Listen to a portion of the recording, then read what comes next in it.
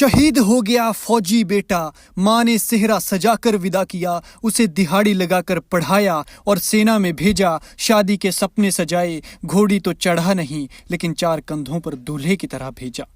वो माँ को कभी न भरने वाला जख्म दे गया, देश पर कुर्बान हुआ, इस बात का अभिमान तो है, लेकिन माँ को मलाल है कि मेरी कुर्बानियां तक नहीं समझ सका। शादी के सपने संजोए थे, एक बेटी की शादी करूंगी तो बहू के रूप में दूसरी बेटी लाऊंगी। अफसोस कि शादी तो हो नहीं पाई, लेकिन माँ ने सेहरा बांध कर दूल्हे की तरह अपने शहीद बेटे को विदा किया।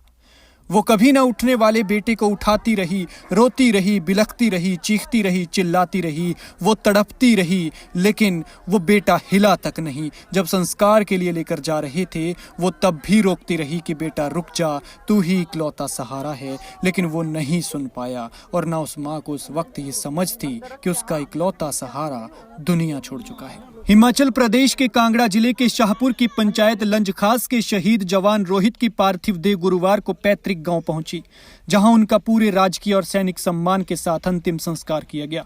बेटा फौज से छुट्टी आता था तो मां को गले लगाता था, नींद आती थी तो उस मां की गोद में सो जाता था, लेकिन अब वो गोद सूनी हो गई।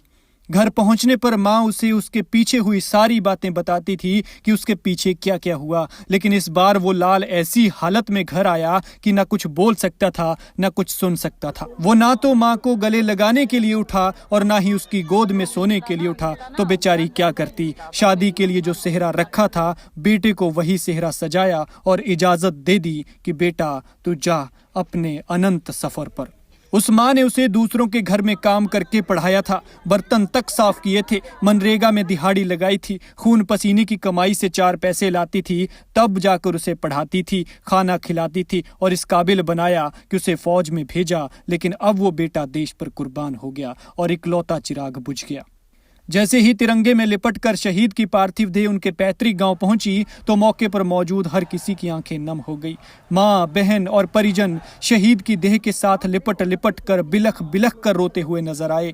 शहीद रोहित कुमार अभी महज 25 साल के थे और साल 2018 में आरटी बटालियन में भर्ती हुए थे। रोहित कुमार मौजूदा समय में अरुणाचल प्रदेश के तहत आने वाले चाइना बॉर्डर में अपनी ड्यूटी पर तैनात थे, जहाँ 3-4 दिन पहले 1 जनवरी को पेट्रोलिंग ड्यूटी के दौरान ग्लेशियर के ऊपर पैर फिसलने से गहरी खाई में गिर गए।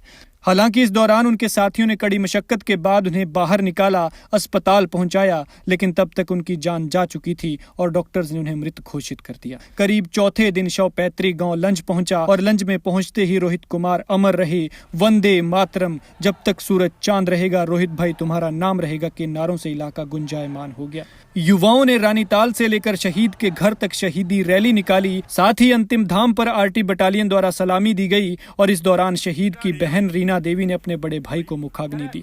साथ ही क्षेत्र के तमाम लोगों ने नम आंखों से उसे विदा किया।